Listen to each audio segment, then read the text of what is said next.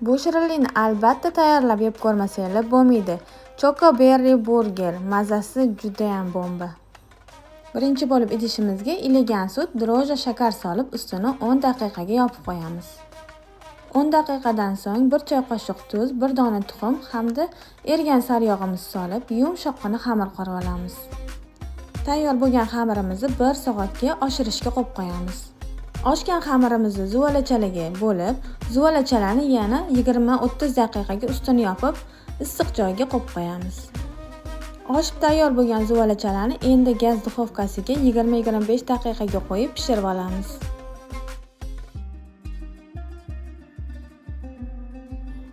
Tayyor bo'lib pishib chiqqan issiqqina bochkalarimizni o'rtasidan kesib olamiz. Ichiga xohlagan shokolad pastelidan surib, ustiga qulupniylarni qo'yib, ustini yopib, mazza qilib yeb olsanglar bo'ladi. Men nutelladan foydalandim. Mazasi juda ham bomba bo'ldi.